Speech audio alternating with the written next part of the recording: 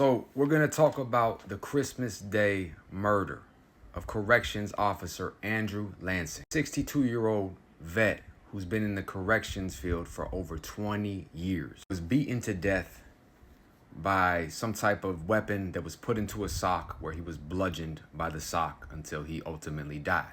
Better yet known as a lock in the sock. It's when you put any type of metal object, anything really heavy, usually it's a metal object, wrap the sock around, put it in a knot so there's not a lot of slack, and go to hitting somebody in the head. It's usually catching somebody by surprise and they'll start bleeding.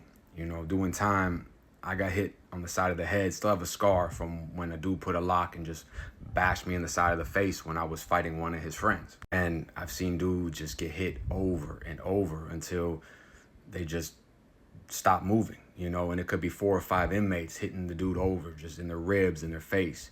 This happened to be one inmate at the Ross Correctional Facility. The inmate in question is an inmate named Cannon. Inmate Cannon was finishing an 8-year sentence and scheduled for release in 2030. Locked up since 2022. During this time, it said he did over 88 programs. Got rage, completion of courses, anger management type of class. Here he has a victim awareness program. Here he writes to, I think, a judge about trying to get some time off, about his impulse control. Now he's saying basically that's what always gets him in trouble, and through these programs it's helped. Now, what I don't get is this. Obviously, it doesn't matter how many classes you take, but here's the thing.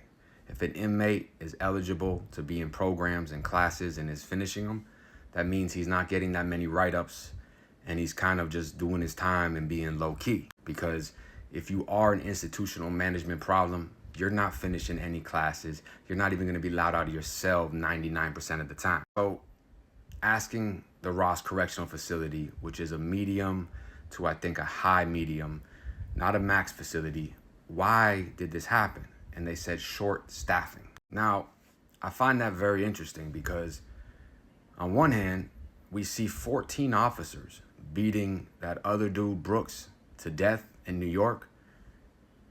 Where was the short staffing there? And that a 20-year veteran, and this isn't an attack on any law enforcement, because I don't have a problem with anybody that does their job correct, would ever feel comfortable with an inmate alone, let alone having a weapon on him. When I was in prison, you were searched, go through metal detectors, strip search. I mean, they're not just walking you down a tier, yada, yada, yada, just because you finish a program. However, people get comfortable and complacent. You never know what they had going on, or he could have just played him and got him at the weak moment. So it all started at 7:15 a.m. on Christmas Day, where the inmate was able to get into a blind spot where he bludgeoned the officer to death. The officer would ultimately die from the wounds and bleeding of the brain. Now, I don't get this part though. The officer was found in the prison parking lot, initially believed to have suffered a heart attack. Emergency responders performed life-saving measures, reviving him with a weak pulse before transporting him to outside medical, where he would ultimately die from his injuries. Hold up.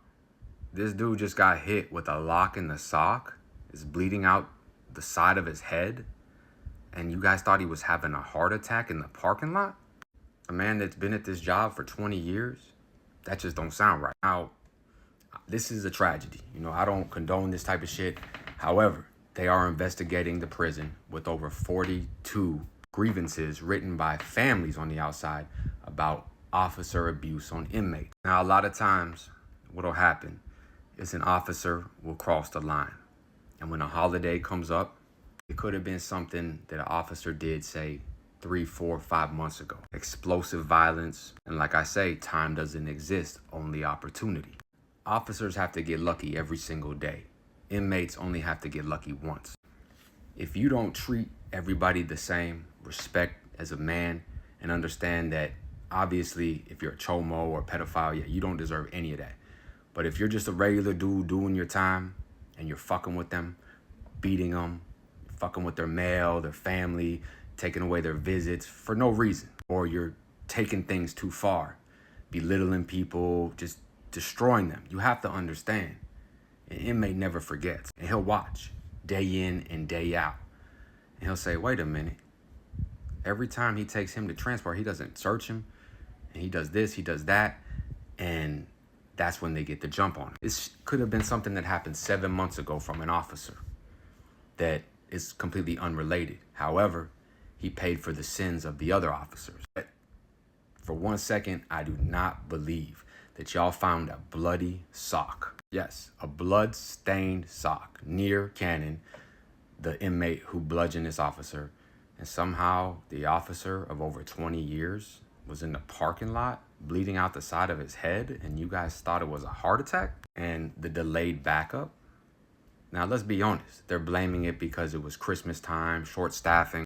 How does an inmate have the opportunity to bludgeon you to death? You come there, you run down on the scene. Immediately, they should have called medical, took him out, life flight, whatever they have to do to take him to the hospital. But he's in the parking lot getting CPR for a heart attack? I mean, come on now. This is Ross Correctional in Ohio, right? This dude, he could have did 1,001 classes. It doesn't matter. When you're an officer, you have to understand that maybe you're doing your job good day in and day out. You only fuck with the chomos. You treat everybody else like a man that deserves it. And you know that it doesn't matter because you wear brown, he wears blue. And at the end of the day, when Christmas comes, people's families are missing, their sons, their daughters. You don't know what's going on internally in somebody in prison. And it could have happened out of impulse. However, a lock in the sock is never very impulsive. It's a very personal weapon. It's you want to smash someone's skull in.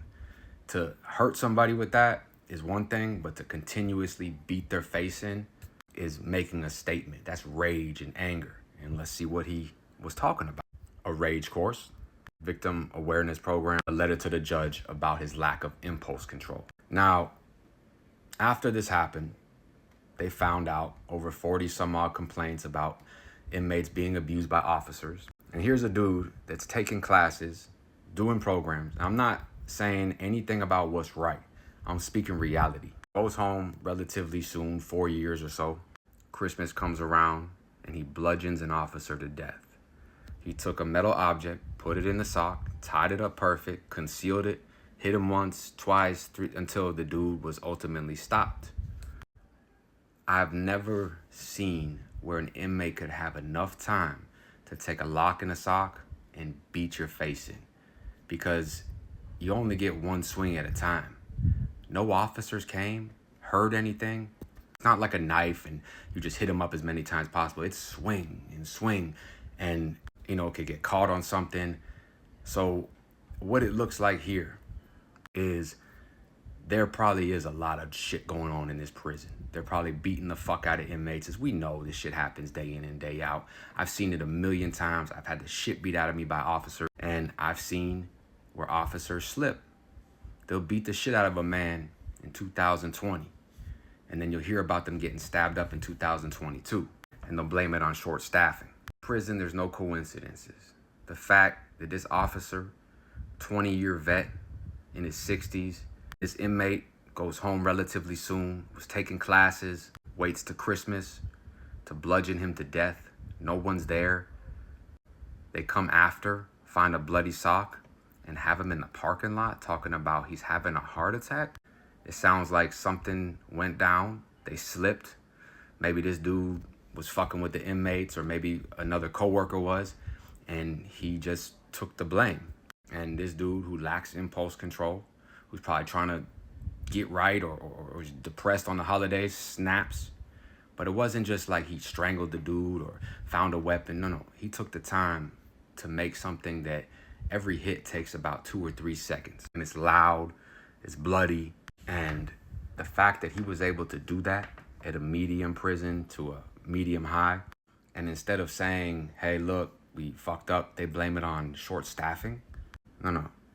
There's no such thing as short staffing when a officer is getting beaten to death with a blunt object that swings on a sock. Usually it's internal. It's a dangerous place. It could be explosive violence, methodical violence. Regardless, something don't seem right here. Stay out, stay free. us.